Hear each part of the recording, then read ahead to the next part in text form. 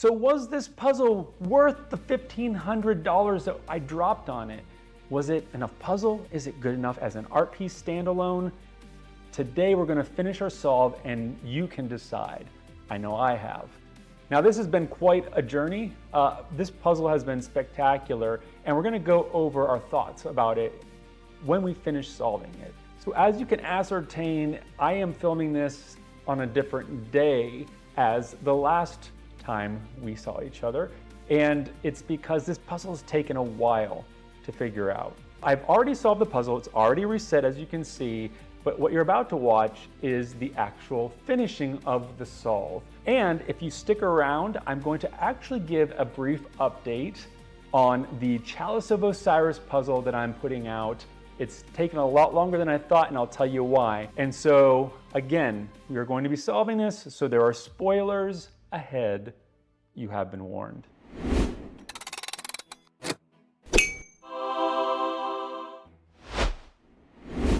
As you can see, it is another day. It has not been easy, this puzzle, and there has been some stuff that really has stumped me for a while, and I'm still kind of at an impasse. But let me show you what I've got. So those tiles we found here, I was able to figure out, as you can see here, how to arrange them so that basically what I saw was that there's these little symbols here, little symbols like this candle here, and then there's the symbols like the pentagon there. Now the pentagon and those types of symbols were what I was finding on this tick, the pieces from this tick cube. And so I knew that they're different than what I was finding on this, which is the bottom of the stand here that has these symbols around two different dials. So if we look at these tiles, one of the things that I was able to ascertain was that there's these little symbols like flags and bombs and maps and anchors and such that basically matched what I saw on the back of this stand here. And so it's the same exact thing on top and bottom. There's these two dials that go around and there's a little latch there. I don't know what to do with it. But I'm assuming this has something to do with that. Now the other symbols that I matched them up with are these ones like this little fish looking one, this triangle, this L, and those are the ones that I found on these pieces of the tick cube. If you can see that. Up closer, yes. Right there. You can see right there. Okay, so these symbols, I saw that you could basically match them, and so part of figuring it out was putting a symbol that is from this and matching with the symbol that is from that. And so I'm assuming this map is a way for us to convert the information from this tick into information for this part of the puzzle. And it might even have something to do with this other puzzle that has mermaids on it, which I don't know yet. So what I was able to do is I actually went through this tick like I said before, and when you match up the individual numbers, let's see if I can find one really quick. So here's an example. Let's see if I can remember. Okay, so here we're matching the twos. So you can see the twos there. All right, there's two dots in a row. And so when we put it together like this so that the notches are lined up there, and we look around on the cube, so you could see that we could see here that there's that plus symbol plus a southwest. Let's see if I can get that closer. See, there's that plus symbol plus SW, which I'm assuming is southwest. Don't know, because when I put all the symbols, when I did that for all the numbers and all that, these are all the symbols, and I was able to find out what the little directions, it looks like east, north, south, and west, but some of them are a little wonky because, for instance, this one is south, southeast. So is that south and southeast? Or is there something else here? Because some of them are just like this one, just east. And so east, we have one west, but we actually have two easts, one south, one west, so there's no north. And so I'm not sure what all this means yet, but I was able to, it took me forever. I can't believe, maybe I'm just a dummy, but putting this map together it almost broke me with this puzzle, because it was to the point where it wasn't fun anymore. Like, I knew that we had to get this piece in the middle because we got these two clues. So that's great. So that helped me to put this one in the middle. So this one is actually looking like that.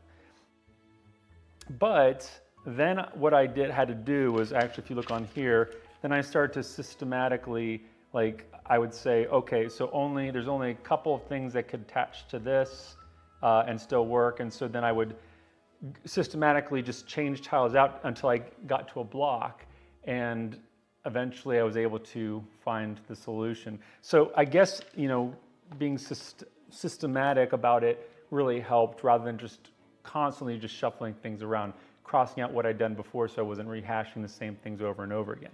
So I got that done. Now I just don't know what to do with it, because I'm assuming that we have to use this map to navigate somewhere, but from where to where? So when I look at this puzzle, the only thing I could see is there's an X and a dot or a hole, and there's an X on here, right here, but I don't see a dot or a hole. The only one I can see is this O there. It's not a dot, it's an O or a ring. So I'm a little bit at a loss of how to connect the dots here. I tried thinking about like starting here, and then since that is west-southwest, I thought maybe one side here we put it to the west, one side we put it to the southwest, which is totally doable. But the problem is that there's no, and at least I can't see it, there's no orientation marks on these steering wheels. So I don't know what is north. Now, one of the things we can observe from this little puzzle box is that, there's some blocks in there. There's obviously something that's going to come out of this hole here, and there's only one hole in the in the puzzle. So I'm not exactly sure how to interpret that. Now, in the meantime, while I was trying to figure all this out, I did notice that this was Morse code. I mean, it's pretty obvious, right? Dots and dashes. And so I went ahead and interpreted both sides. So there's two sides and they're different. So this side this was interesting. And so I interpreted it one way and it got ENSTEREWW. So I thought that was correct, but I was wondering, what are the R and the T? Because those aren't directions, right? So we got northeast, southwest, but what are T and R? But then if you flip it around the other way like this, and you then translate it again, you end up with Easter egg. Okay, and so then I translated the other side the same way, and one side I got nonsense, which is DRNAOSQ9, and the other one I got EaRenOC1. And so I went on this rabbit trail of trying to figure out what EaRenOC1 was, and so I went to my web browser and I typed in EaRenOC1 and nothing really came up, and then I started to I went to Google Translate and I tried Uranos, and it turns out that Uranos is it's either Spanish or Portuguese or something for Uranus, which is a planet. And then E is and then one, so Uranus and one, or Uranus plus one. And so I said, well, the next planet is Neptune. So I thought, so is Neptune kind of the Easter egg, and what does it have to do? And then I saw that there's mermaids on here, and I was like, oh, maybe, because isn't Neptune like king of the mermaids or whatever? But I asked Benno if that was correct, and he said I was reading into it a little bit much, and it's actually, you are a nosy one.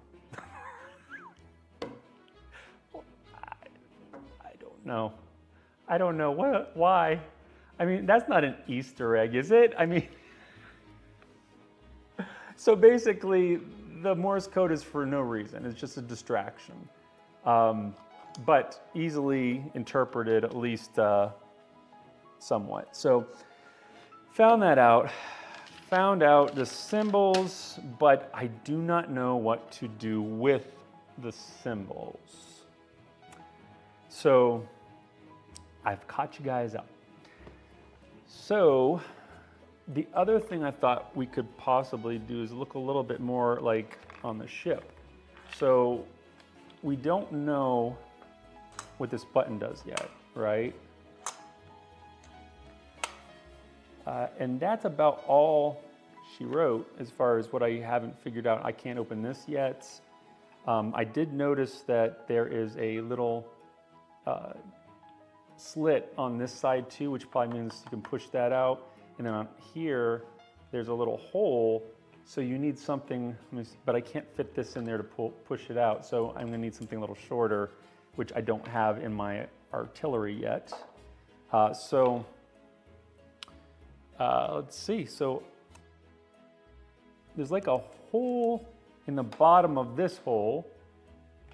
So I'm wondering if something comes out. If you push the button, maybe. Oh, and it does. Look at that. Hold on a second. It's a little metal rod.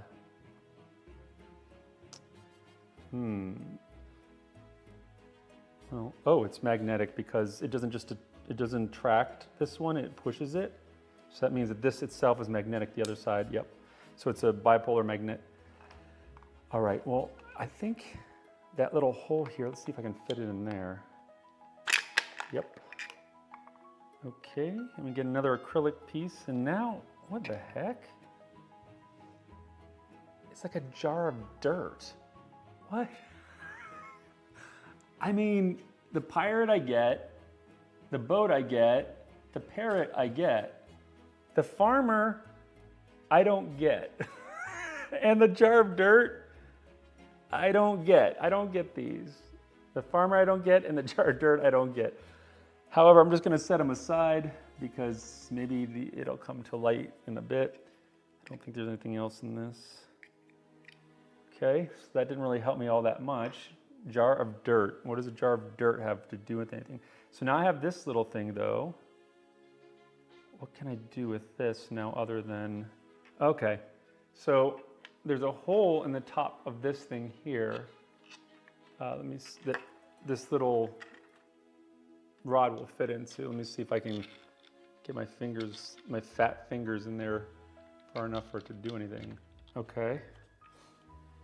So it's stuck in there, see that? It's stuck in there. It's attached to something, it's like a ball bearing or something. So you can hear it moving around, and then I put it in there. Hear the difference? The ball bearing gets caught. Don't know what that does. If I push, I thought this might release this, but it's not. I'm just gonna keep it in there for now. So I need to find something thin. So it's actually, this key here, it needs to be even thinner than this. It looks like they're getting progressively thinner. So I'm assuming there's a key somewhere. Maybe it's in here. I don't know. Maybe it's in here. Regardless, something's missing. Could also be in here.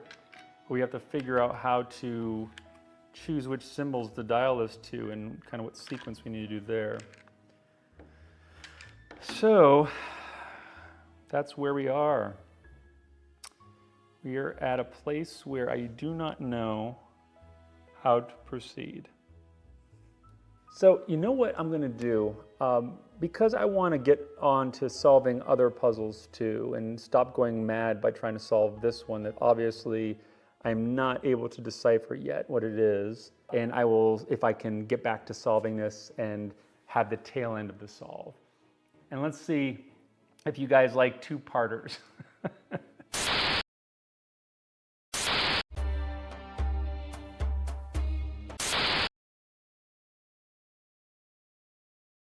So now is the time where I'm going to give an update on this puzzle, the Chalice of Osiris. And we're not going to solve it or anything today. But I wanted to let you guys know that I'm still working on it, but there's been some hiccups, and let's get into what that is and how we're gonna address it. So after talking to a bunch of people, I have gotten the feeling that a lot of people do want the really high-end metal version, which is gonna be pretty expensive. If you thought the Flying Dutchman was expensive, you're gonna think that this is gonna be expensive. It's probably gonna be in the same area as far as cost. And why is that? Well, it's because when it's made of pure metal, there's a lot of considerations on how to make and mill all those fine details, like these plates on the side of the chalice and such. Now, I did attempt to, and I invested in electroplating chemicals and equipment, and I actually have been pretty successful. I don't know if you can see this very well, but this is a piece out of the puzzle. I actually got a really nice copper plate on this. It's heavier, more robust. It actually functions better, and I'll probably do that for all of the puzzles, but there are certain parts that just don't plate well. So here's an example of a plate on the side as well. And you can see this one, I was able to get a pretty even coat of the metal on here, but most of the time I'm getting a lot of this type of thing and it does require a bit of elbow grease to get it polished and everything in order to get it to where you have a nice finish like this shiny guy right here. The problem is, I'm not sure it's the best idea to try and coat things in metal, because then the tolerances get off and everything, and then when the tolerance get off, which means the pieces fit together perfectly now when they're PLA made of 3D printed parts. But if I'm to try to coat them in anything, either whether it be paint or metal, that's gonna mess with those tolerances and how tightly they fit together. So what am I going to do? So far, I've invested in quite a few 3D printers. I have a little mini farm upstairs. I've moved away from Bamboo Labs, and we won't talk about that today, but I'm not a fan of Bamboo Labs anymore. It's not that the printers don't work, they work very well. The problem is their customer service is absolutely horrendous. They have not been my favorite, and I'm just not gonna use them, because once those printers stop working, I'm never gonna be able to get them working again. Anyway, I got a little farm of printers working, and so that's where I think what I'll do. And this of course is tentative for now, but I wanted to let you guys know this is how I'm thinking. I'm thinking that like this one, I'm gonna have plastic versions of the puzzle, which will be at a cheaper price point. But first, I'm probably going to sell the metal versions. And how am I going to do the metal versions? Well, I just bought a CNC. With the CNC milling, what I'm going to be able to do is actually take blocks of aluminum or rods of aluminum and carve out little metal pieces to fit into the puzzle. The metal itself costs more than the filament will probably. Additionally, it's going to be more time intensive for me. So basically the costs of the materials to make it are going to go up, and therefore the price will go up for the metal versions. Also, it's going to feel and look more substantial. They'll basically be the same dimensions, at least now.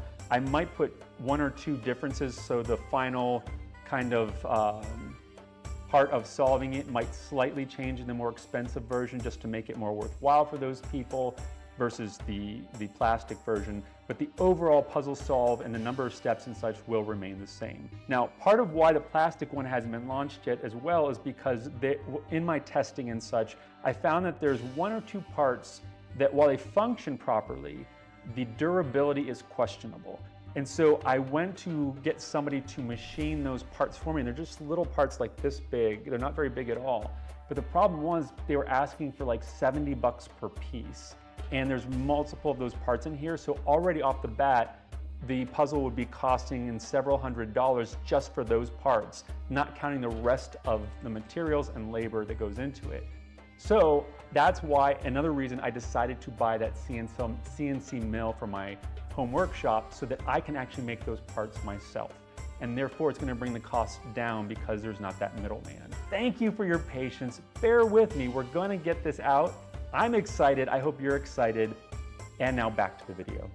So the first thing is I think I've made progress with this here, this box right here, this mermaid box. And at first I thought maybe this had something to do with how to solve it or how to interpret this. But I talked to Benno, or I messaged Benno, and he basically told me that it didn't have anything to do, it was a standalone thing. Anyhow, I realized that there was a hole in here. Let me see if I can find that now. In here somewhere, there it is, see it? There's a hole right there. You can see when I turn it there. The problem is that I have been fooling around with this, and I have found when I use this magnet here, and I turn this upside down, it seems to lock this in place. This wheel down here, where when it's right side up, it moves freely. When it's upside down, and it locks in place. So that tells me that there's probably, I'm thinking that there's probably another one of these or something like this inside of here that come out of the hole. And I think that is what is tripping up or connecting these two things. And I have to find a way to get it from here over to here. So if I go to here, let's see, if I turn upside down and can go over here, I can't move it. So I think what I need to do is maybe attract it down here. See that? It's locking now, it's down here though. Oh, do you hear that? I'm pulling it up, so I'm wondering, does that mean, what I'm thinking is that the top and the bottom are probably two different wheels that have a slot for one of these magnets in it that I have to lift it up and then turn the wheel so that it can fall into another slot, and then I can move it into place. The question is, how do I know how to do that? Okay, I figured it out. That was actually pretty cool now that I've not frustrated anymore. But once you understand the mechanism, it actually works pretty well. So let me make sure I really got it. So basically now, look, you can see there's another rod like we thought. What was going on was you put it in that hole and you turn it to the other side, and that's where it was getting kind of locked. You could feel it like, let's see. You can hear it pull up. We were hearing that. What I was noticing was if I had turned the wheel on the bottom a little bit, there's this place where it kind of catches and pushes the rod, and you can turn it around the other way and it'll push the other way. So what you need to do is you actually have to find where that rod is here. Let's see. And you get it sucked up into the magnet, and then well, first you got to find where that rod is that pushes it. Okay, it's right there. So that means, so the bottom wheel right now is turned all the way to this direction, hitting where this rod is. And so if I suck it up, and then I turn it ever so slightly, that rod aligns with this rod. It's actually like a hole that aligns. Did you hear that? It drops in there, and then if I turn the bottom wheel, you can see it right there, the magnet. So now I have two. Pretty cool, right, guys? Now, the one thing I'll say is this requires you to really think through the mechanisms that you think are happening and playing around with the magnets and stuff. There's nothing about this that is obvious, at least in my opinion. And so I've not seen, there might be other puzzle boxes out there that use that similar mechanism. But anyway, now we have two of these rods. And so I'm assuming that this is done. Who knows? I'll put it right here. So now I got this double magnets here. So the things that I think I can do here with this boat is here, I was trying to get one magnet into that little slot there in this little hole that we found before. And it attaches to like a ball bearing or something. But I'm wondering if we can put it in without getting the ball bearing. Maybe the ball bearing is like getting in the way or something, and I need to like not attract the ball bearing. There we go, okay. So, all right, so I was able to bypass the ball bearing now. When I do that, it's like you can see, let me see if I can do this without. So right here you can see that rod, I can push it in, and I'm almost in danger. Oh, see, I'm in danger of it going all the way in. So I'm wondering if I need to, there we go. So now I've got them hopefully connected. Let's see if I push up. There you go. Okay. Get those back out before they get stuck. I got my 2 rods here. Found another key, which I bet matches that. Again, let's look at the keys. You can see we have progressively thinner keys. And so this last key likely goes into that one slot. Let's see what we got here. We already had a pirate. So this must be like the captain. The captain versus the, regular pirate. What do they call those regular pirates? I don't know. Anyway, okay, so we got a captain, we got a regular pirate, got a little key here, which I'm going to put into this slot here and see if it fits. And it does. I am excited. Oh, this has been a really difficult puzzle, guys. All right, so we get a barrel and a dot, 3 dots and a anchor. Okay, and then we got a cannon here. Cool. So, does that give us enough to figure out this? So we have a barrel and a, look, right there, 3 dots, 1 dot, 1 dot, 3 dots. So that means that this is anchor. So this one's anchor, so let's point that to anchor. And then this one is barrel. Point that to barrel. And then if we use this, okay, it does not do anything. So, you know what? We haven't used the map yet. So let's see what we can figure out from the map. So maybe that's where this comes into play, where we did all this work to decipher the tick cube, and we found all these shapes that match these directions. And so if we look at the barrel, because we were able to put this map together, the barrel is with this straight line, which is west. All right, and then this anchor is with the fish-looking thing, which is northeast. Okay, so let's start with west. So the barrel's west, the barrel is 1. Okay, west.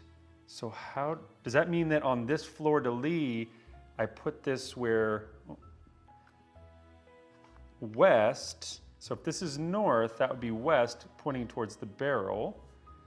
And then this is, let's see, the anchor is the fish, which is northeast, so that would mean that the anchor gets, so that's north, so that's east, that's northeast. Let's see.